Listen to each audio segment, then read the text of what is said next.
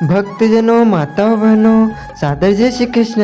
हमारे YouTube channel में आप सभी का बहुत बहुत स्वागत है। हूँ आपके साथ आचार्य नीलेश शर्मा। आज हम आपको श्रावण मास की प्राचीन कथा सुनाने जा रहे हैं। कथा को अंत तक अवश्य सुनिएगा और सुनने के बाद अधिक से अधिक लोगों को शेयर भी करिएगा। बोलिए शंकर भगवान की जय, पार्वती माता की जय। मृत्युंजय महारुद्र त्राहि मां शरणागतम, जन्म मृत्यु जरा व्याधि पीड़ितम कर्म बंधने। प्राचीन काल में अमरपुर नामक एक नगर में एक धनी व्यापारी निवास करता था। दूर दूर तक उसका व्यापार फैला हुआ था। दूर दूर तक उसके व्यापार में कोई बराबरी नहीं थी। नगर में उस व्यापारी का सभी लोग मान सम्मान करते थे। इतना सब कुछ होने पर भी वह व्यापारी अंतर मन से बहुत दुखी था, क्योंकि उस व्यापारी का कोई पुत्र नहीं था। दिन रात उसे एक ही चिंता सताती रहती थी, उसकी मृत्यु के बाद उसके इतने बड़े व्यापार और धन संपत्ति को कौन संभालेगा।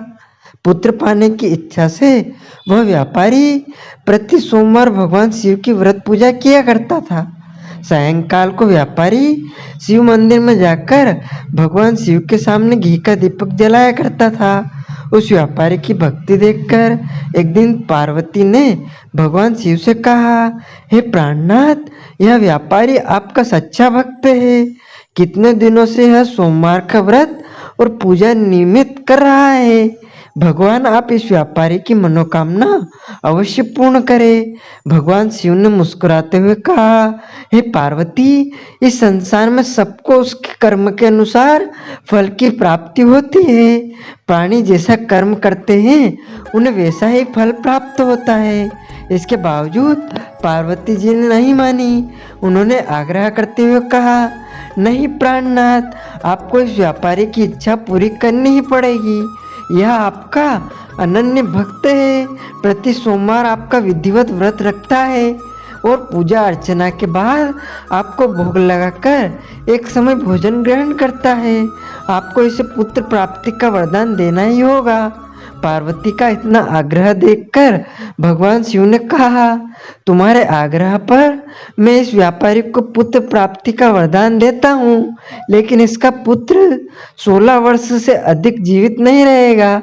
उसी रात भगवान शिव ने स्वप्न में उस व्यापारी को दर्शन देकर उसे पुत्र प्राप्ति का वरदान दिया और उसके पुत्र के 16 वर्ष तक जीवित रहने की बात भी बताई। भगवान के वरदान से व्यापारी को खुशी तो हुई, लेकिन पुत्र के अल्पायु की चिंता ने उस खुशी को नष्ट कर दिया। व्यापारी पहले की तरह सोमवार का विधिवत व्रत करता रहा। कुछ महीने पश्चात उसके घर अति सुंदर पुत्र उत्पन्न हुआ। पुत्र जन्म से व्यापारी के घर में खुशियां भर गई। बहुत धूमधाम से पुत्र जन्म का समारोह मनाया गया। व्यापारी को पुत्र जन्म की अधिक खुशी नहीं हुई, क्योंकि उसे पुत्र की अल्पायु के रहस्य का पता था। यह रहस्य घर में किसी को नहीं मालूम था। विद्वान ब्राह्मणों ने उस पुत्र का नाम अमर रखा। जब अमर 12 वर्ष का हुआ तो शिक्षा के लिए उसे वाराणसी भेजने का निश्चय हुआ। व्यापारी ने अमर के मामा दीपचंद को बुलाया और कहा कि अमर को शिक्षा प्राप्त करने के लिए वाराणसी छोड़ जाओ। अब अमर अपने मामा के साथ शिक्षा प्राप्त करने के लिए चल दिया। रास्ते में जहाँ भी अमर और दीपचंद रात्रि विश्राम के लिए ठहरते, वहीं यज्ञ करते और ब्राह्मणों को भोजन कराते। लंबी यात्रा के बाद अमर और दीपचंद एक नगर में पहुँचे। उस नगर के राजा की कन्या के विवाह की खुशी में पूरे नगर को सजाया गया था। निश्चय समय पर बारात आ गई, लेकिन वर का पिता अपने बेटे के एक आंख से काने होने के कारण बहुत चिंतित था। उसे इस बात का भय सता रहा था कि राजा को इस बात का पता चलने पर कहीं वह विवाह से इनकार ना कर दे, इससे उसकी बदनामी होगी। वर के पिता ने अमर को देखा तो उसके मस्तिष्क में एक विचार आया। उसने सोचा, क्यों ना इस लड़के को दूल्हा बनाकर राजकुमारी से विवाह करा दूं। विवाह के बाद इसको धन देकर विदा कर दूंगा और राजकुमारी को अपने नगर में ले जाऊंगा। वर के पिता ने इसी संबंध में अमर और दीपचंद से बात की। दीपचंद ने धन मिलने के लालच में वर के पिता की बात स्वीकार कर ली। अमर को दूल्हे के वस्त्र पहनाकर राजकुमारी के चंद्रिका से विवाह करा दिया। राजा ने बहुत सा धन देकर राजकुमारी को विदा किया। अमर जब लौट रहा था तो सच नहीं छिपा सका और उसने राजकुमारी की ओढ़नी पर लिख दिया, राजकुमारी चंद्रिका, तुम्हारा विवाह तो मेरे साथ हुआ था। मैं तो वाराणसी में शिक्षा प्राप्त करने जा रहा हूँ। अब तुम्हें जिस नवयुवक की पत्नी बनाना पड़ेगा वह कान्हा है। जब राजकुमारी ने अपनी ओढ़नी पर लिखा हुआ पढ़ा तो उसने कान्हे लड़के के साथ जाने से इनकार कर दिया। राजा ने सब बातें जानकर राजकुमारी को महल में रख लिया। उधर अमर अपने मामा दीपचंद के साथ वाराणसी पहुंच गया। अमर ने गुरुकुल में पढ़ना शुरू कर दिया। जब अमर की आयु 16 वर्ष पूरी हुई तो उसने एक यज्ञ किया। यज्ञ की समाप्ति पर ब्राह्मणों को भोजन कराया और खूब अन्न वस्त्र दान दिए। रात को अमर अपने शयन कक्ष में सो गया।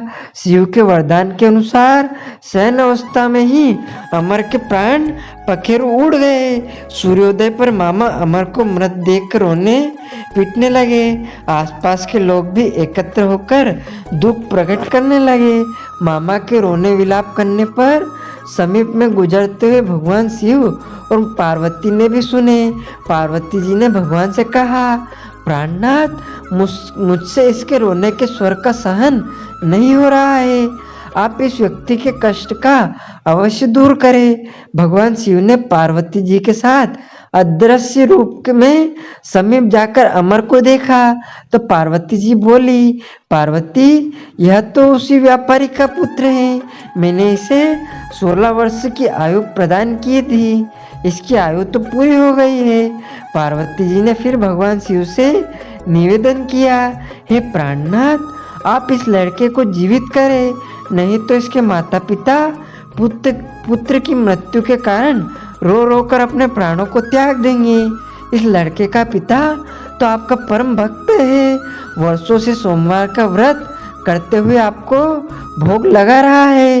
पार्वती के आग्रह पर भगवान शिव ने उस लड़के को जीवित होने का वरदान दिया और कुछ ही पल में वह जीवित होकर उठ बैठा। शिक्षा समाप्त करके अमर मामा के साथ अपने नगर की ओर चल दिया। दोनों चलते हुए उसी नगर में पहुंचे जहां अमर का विवाह हुआ था। उस नगर में भी अमर ने यज्ञ का आयोजन किया। समीप से गुजरते हुए नगर के राजा ने यज्ञ का आयोजन देखा। राजा ने अमर को तुरंत पहचान लिया। यज्ञ समाप्त होने पर राजा अमर और उसके मामा को महल में ले गया और कुछ दिन उन्हें महल में रखकर बहुत सा धन वस्त्र देकर राजकुमारी के साथ विदा किया। रास्ते में सुरक्षा के लिए राजा ने बहुत से सैनिकों को भी साथ में भेजा। दीपचंद ने नगर में पहुंचते ही एक दूत को घर भेजकर अपने आगमन की सूचना भेजी। अपने बेटे अमर के जीवित वापस लौटने की सूचना से व्यापारी बहुत प्रसन्न हुआ।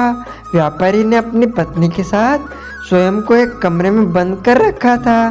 भूखे प्यासे रहकर व्यापारी और उसकी पत्नी बेटे की प्रतीक्षा कर रहे थे। उन्होंने प्रतिज्ञा कर रखी थी कि यदि उन्हें अपने बेटे की मृत्यु का समाचार मिला तो अपने प्राणों को त्याग देंगे। व्यापारी अपनी पत्नी और मित्रों के साथ नगर के द्वार पर पहुंचा। अपने बेटे के विवाह का समाचार सुनकर पुत्रवधू राजकुमारी चंद्रिका को देखकर उसकी खुश का ठिकाना न रहा। उसी रात भगवान शिव ने व्यापारी के स्वप्न में आकर कहा, हे श्रेष्ठी, मैंने तेरे सोमवार के व्रत करने और व्रत कथा सुनने से प्रसन्न होकर तेरे पुत्र को लंबी आयु प्रदान की है। व्यापारी बहुत प्रसन्न हुआ। सोमवार का व्रत करने से व्यापारी के घर में खुशियाँ लौट आई। शास्त्रों में लिखा है, जो स्त्री पुरुष सोमवार का विधिवत व्रत करते हैं, व्रत कथा सुनते हैं, उनकी समस्त इच्छाएं और मनोकामनाएं भगवान शिव अवश्य ही पूर्ण करते हैं। पावन सोमवार का व्रत करने से व्यापारी के घर में खुशियाँ लौट आई। बोलिए शंकर भगवान की जय।